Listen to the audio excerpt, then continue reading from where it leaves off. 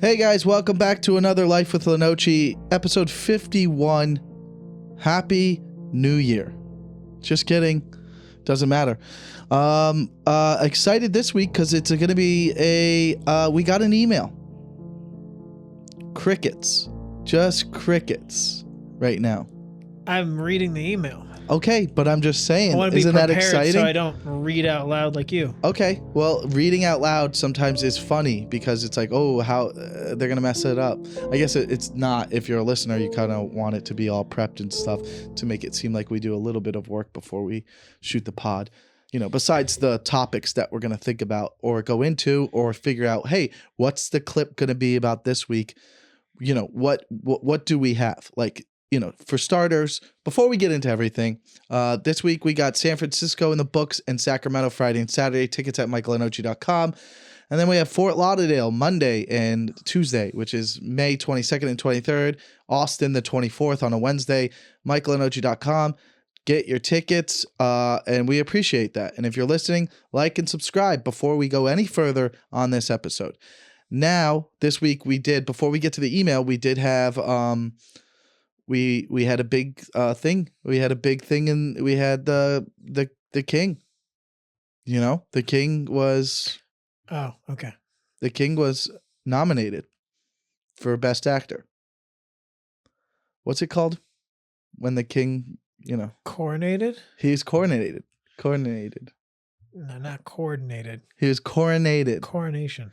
Yes. So we could go into that a little bit, but you know, there's nothing there for us. So, but that did happen, and you know, that's really it. You know, just other than that, it's just basketball playoffs, and it's been exciting, and we love it.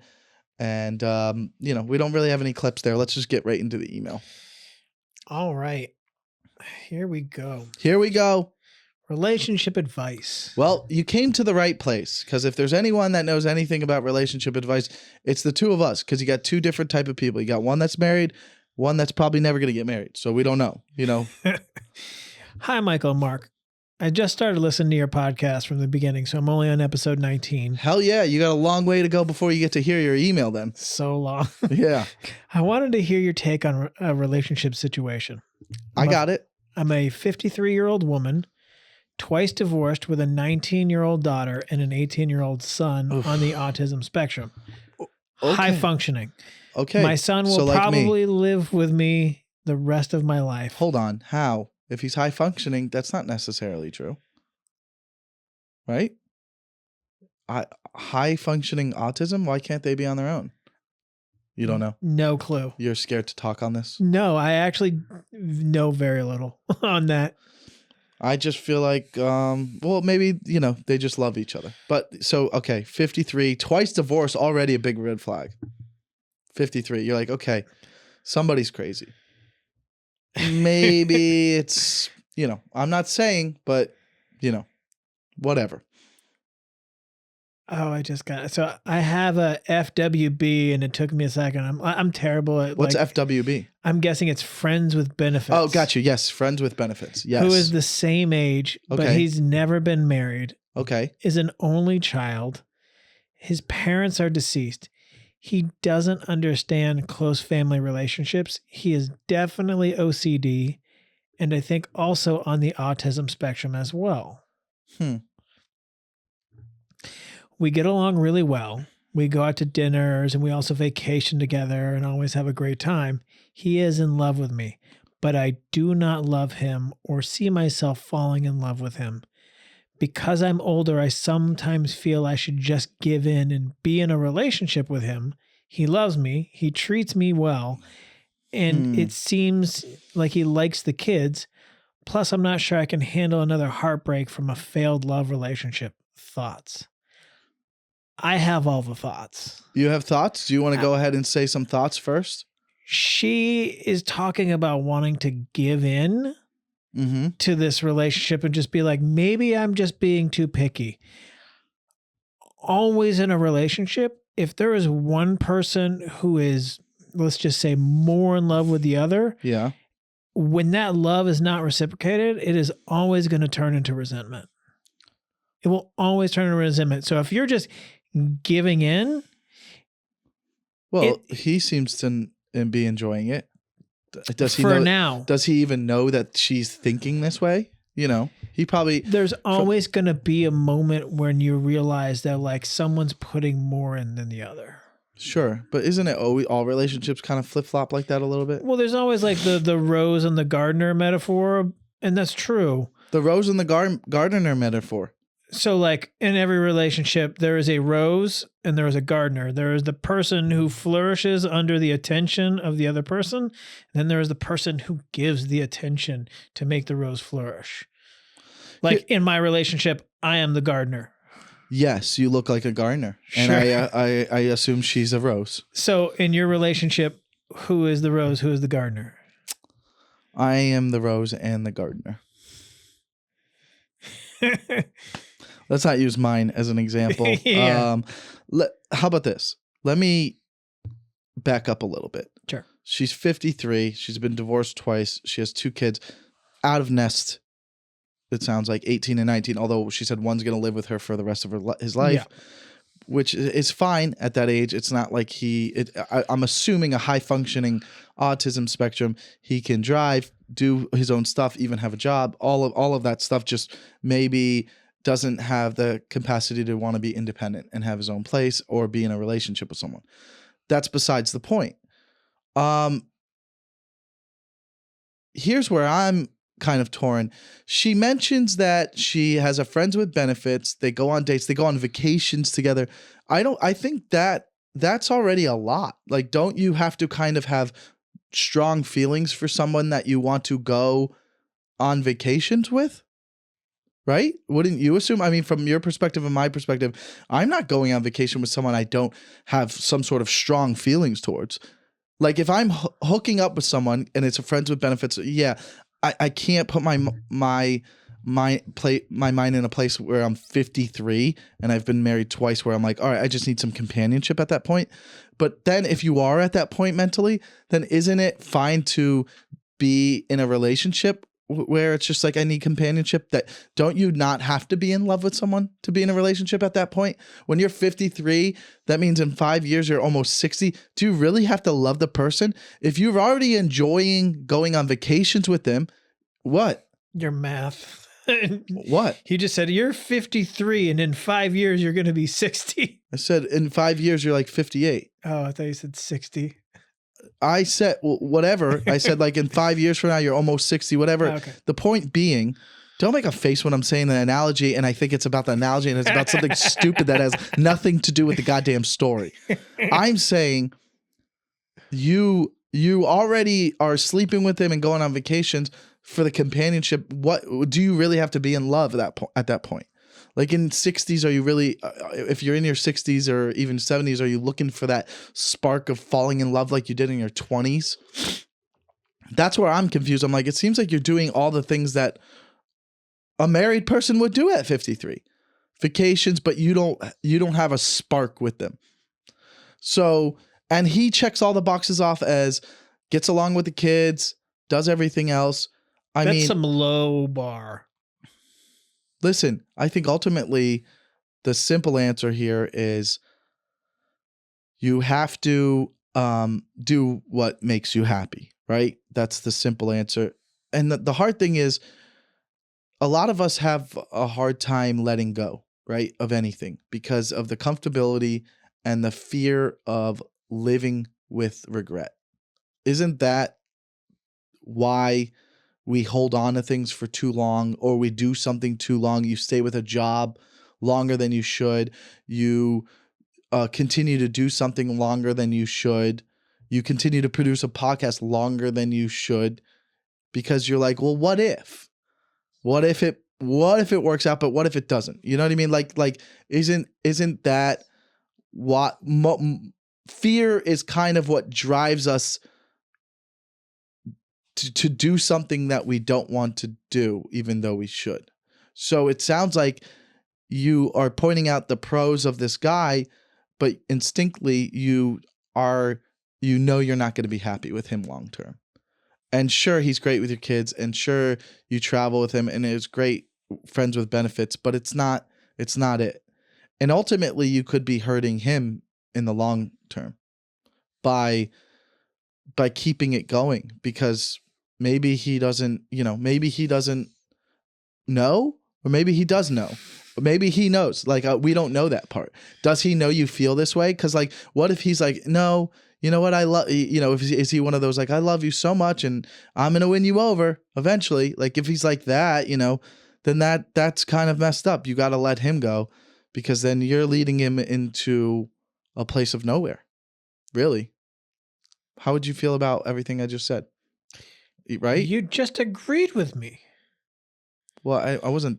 Did I say I was disagreeing with you? Well, you were like, I don't know. And then you like circled all the way around to agreeing with me. Well, the way I said it was better. You said one's a gardener and one's a rose. I didn't mean I think I was pretty clear. Well, yeah, but I made it a little bit, I elaborated on it. And I made it understanding for, people to, I walked people through the thought process. And that's what we do on Life with Lenoci. You walk through the thought process of relationships and love and what is happening with this lady. I think a lot, the thing is, she's 53. I want people who are listening to this, put it in the comments. Who made more sense? They're going to say me because they like me. They don't even know you. They have I'm okay with that. They don't know you. They don't even know what you look like. They just assume. You said I look like a gardener. He looks like a white gardener. He looks like a pale Mexican. What do you got for me, man? I wish I had something for you, but how was the road? Where was I? Oh, I did. I was in Ontario with Matt Rife actually this past weekend. How was that? It was fun. It was actually not how I expected it to be. When you say Ontario, you mean Ontario, California? Yes. Okay. Ontario, California, which is like the suburbs of Mexico. What are you talking about? It's the like suburbs of Riverside. Yeah, which is. Yeah. Do you get what I'm saying? Yeah. 90% of the crowd is checks out Latino or or let's just say what it is. It's Mexican. Rancho Cucamonga adjacent. Yeah, so I mean, there was a lot of older people that like. So I here's the thing. I think his fan base is obviously wild and crazy, but I don't think that was a taste of it. I think that when people who are big, very big comics do the Ontario Improv, I think Ontario people are like, there's a famous person come through, let's go see their show.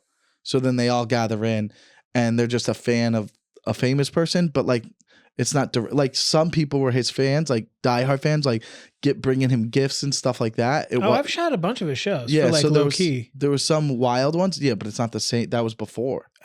Well, he was definitely bringing out like a lot of ladies. Yeah, now it's crazy. I mean, he's selling out everywhere. Nobody's ever seen anyone blow up this big. What was the tipping point? What do you mean? What do you think it was? Like,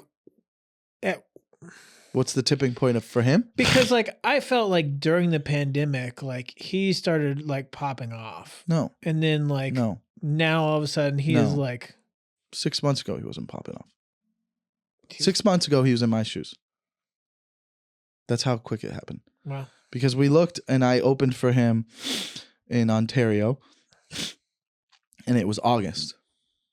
Okay. And we did a Sunday night and it wasn't fully sold out.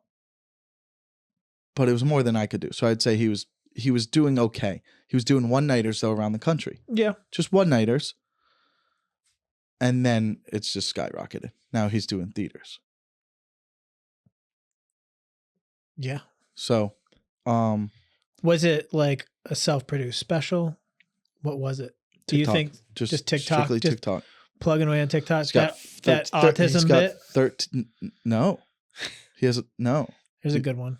He just had different crowd. Every clip just started going. He's got 13 million on there. Crazy. And he's at like 3 million on Instagram.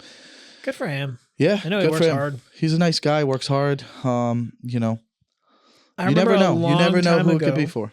What? I remember a long time ago during the takeover days when we had him and Paul on. We had him and Paul on, but there was an episode before that, and someone asked you like, if you had to have sex with a comedian, who would you have sex with? And you were like, Matt Rife, and you shot out of your mouth. Well, you were like, hey, who would you Matt Rife? That quick. He's a very attractive guy. Yeah. I would rub oil on his chest. No, he is he deserves it. He's a good guy to have success. He's not people change, you see it, and he has not. So that's good. And he's a very generous, good person. So He's always been super nice to me. yeah. Yeah. I think people, you got to give people the benefit of doubt. That's the one thing in stand up is everybody has a first impression or feelings towards someone they see online, regardless of what it is, even in stand up and in the community. And if you don't give yourself a chance to know them, then you're going to always have like ill will towards them or something. I'm guilty of it. Other people are guilty of it. I'm sure you're guilty of it. There's people you don't know, but you're so plugged into the comedy scene that you see clips, you see posts, you're like, there's people off the top of your head that you're like, nah, but you don't know them. Yeah. So, but you've already said no in your head. And that surprises you. Sometimes you meet someone and you sit down with them, and that's really all it takes sometimes is just getting to know them before you realize like, oh, that was just my own.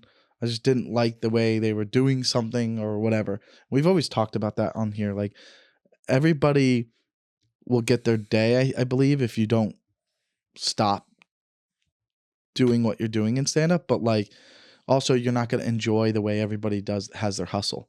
Some other people's hustle is going to bother you. You're going to think it's like, not, you don't think that's not how you work or whatever.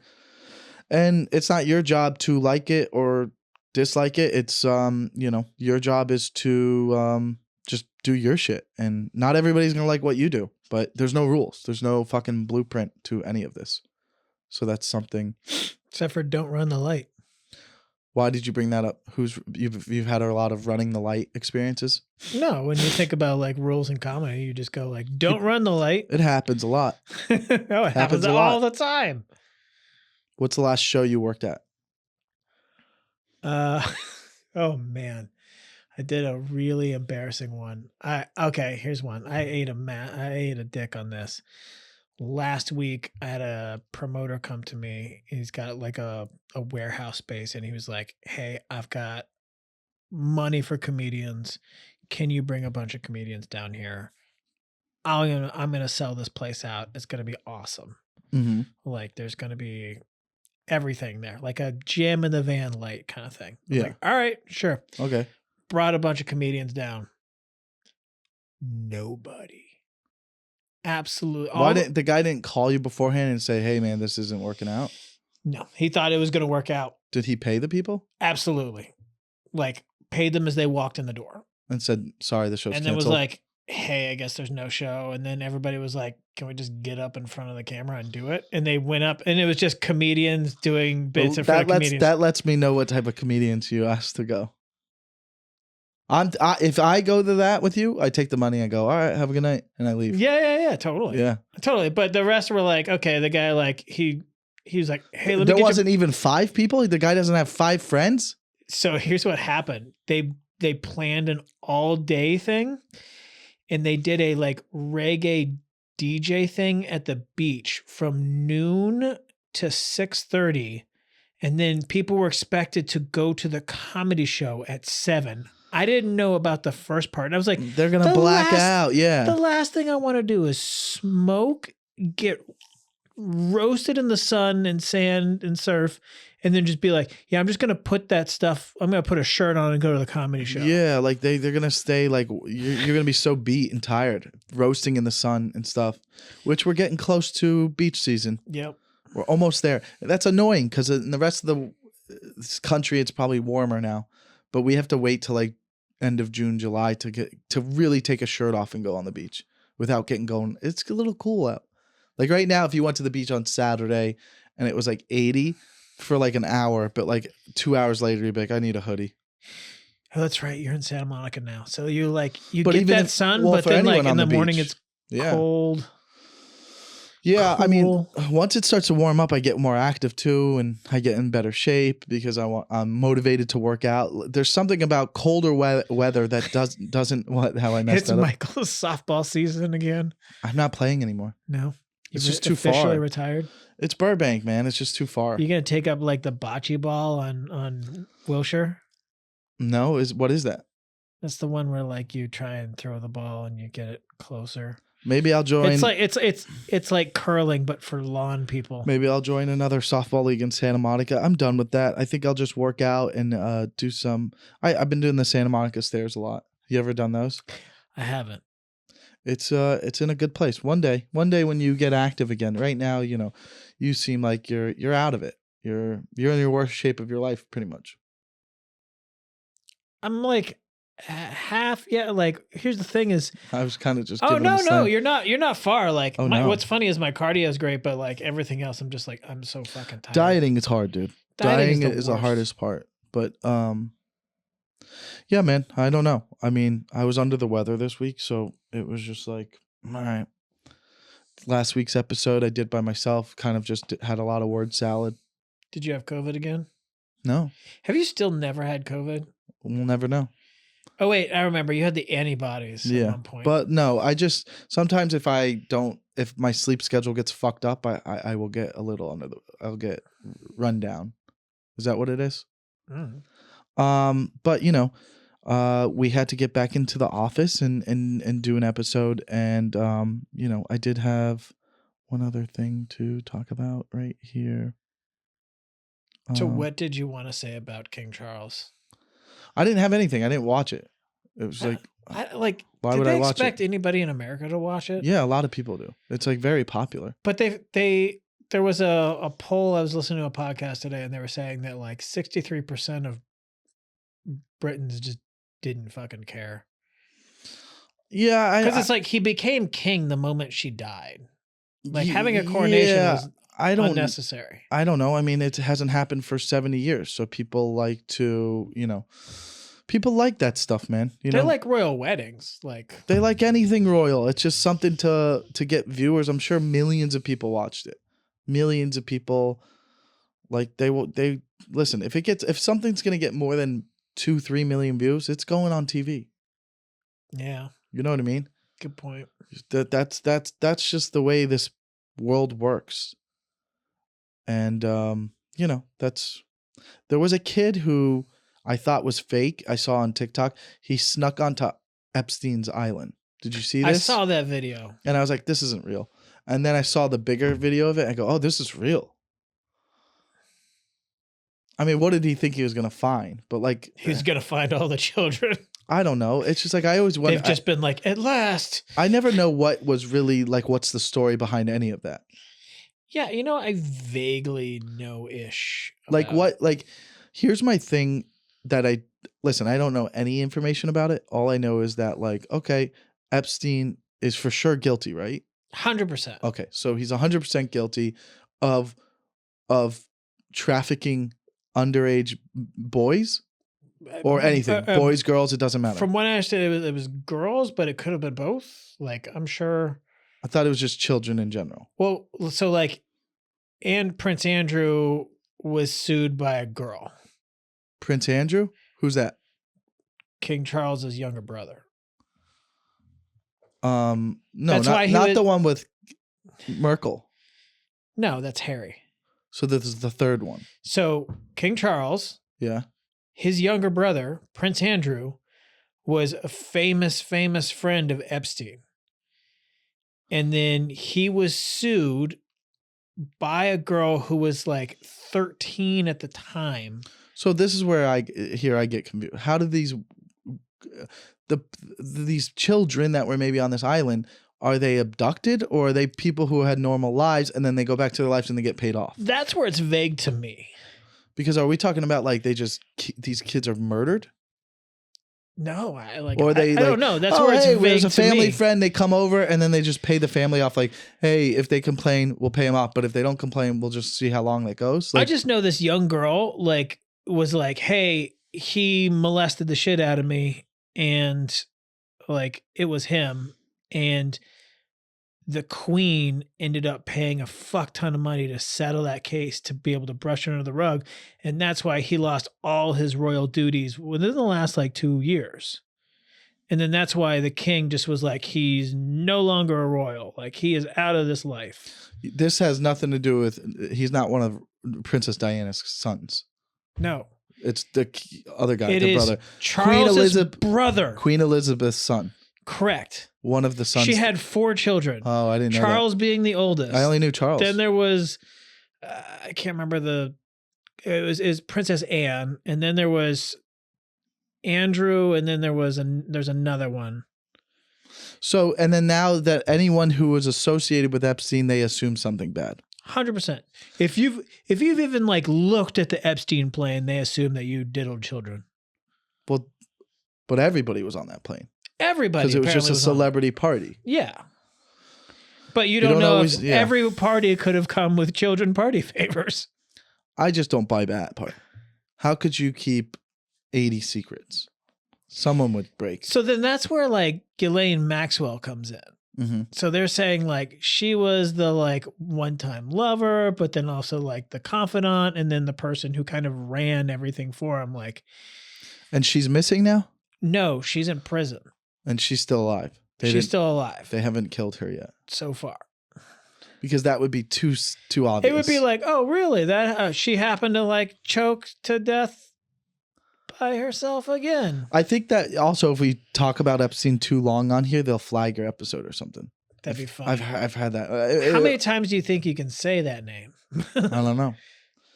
All right. So listen, guys, we had that email come in. So you could write in at lenoci.michael@gmail.com and we can get you more stories if you want. You don't have to. We could just keep riffing. We want to get a clip this week for social media. I have one, but that will get people wild up. I mean, people got really upset last week about the which one? The heckler? No. Like a podcast clip. When you did yourself last week? Oh, mozzarella sticks, 171 comments. Really? Oh, the mozzarella stick thing? Stupidest convo ever. I love mozzarella sticks. Never eats potato skins again. I don't eat either. There are women who are attractive that aren't consistently thinking about what they can do to look sexy. Some women just order food because it sounds delicious, not because it will make them look sexy while eating it. I've never picked a food for that reason. In fact, that he actually never occurred to me. Like, all right. Again, these are just bits, people. So it did. Oh, it gets people mad. Oh, yeah. So, okay. Some people are like, this is funny. Agreed. Laugh emoji. Some people are with the bit, right? But this was on my page. But when people are like, I think they got more triggered about the sexy eating it. The sexy eating it, or only ugly people eat potato skins. That fucking pissed people off. So, wait, let me ask you this. How do you eat your steak? Like cooked? Yeah. Medium rare, but I accept a medium. Okay. Then we can't fight about that. All right. No. But like what we could do a steak clip.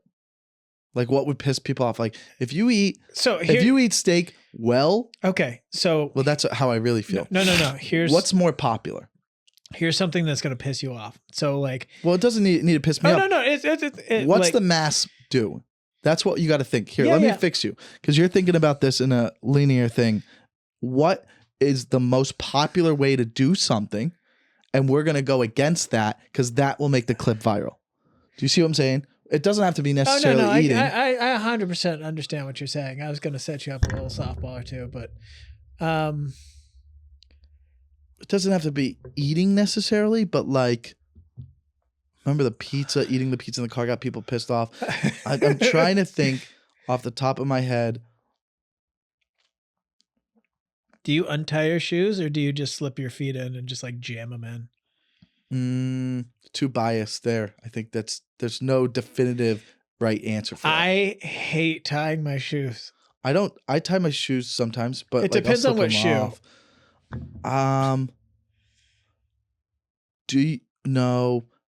I was going to say, do you put your underwear and socks on? Do you put your socks on with your underwear or do you put your socks on after you're dressed? I put my, it depends. If I've got like short socks, I will do it after I have pants on. But if they're long socks, don't do the socks first. Does that make sense? Do you brush your teeth right before you go to bed? Yes. Or is it brush your teeth and you stay up a little bit? No, like right before I go to bed, which wakes me up a little more. And then I'm like, So "Ugh." brushing your teeth is the last thing you're supposed to do before you get in your bed. Do you think most people do that? Yeah. You think most people brush their teeth and then get in bed? Or do you think they brush their teeth and then they get in bed later? Do you brush your teeth like way before you go to bed? To be like, No. that's it, no more food. No. I'm cutting myself off. No. Yeah, we don't have one there. Man, the mozzarella sticks one was good. It was good. Well, is there a goat dessert at a restaurant? The best dessert you can get? I mean, ice cream's pretty universal. I mean, like desserts at restaurants should be Okay. Desserts at restaurants should be something you can't really get at the grocery store. right. You know what I'm saying? Gun to your head. You're getting soft serve. Are you getting chocolate or are you getting vanilla? Chocolate. Everybody in the world would choose chocolate over vanilla. Chocolate is universally more popular than vanilla. But vanilla, like you have to get vanilla sometimes. Listen, that's fine. Vanilla is basic. Vanilla is the first of the ice creams. We understand that.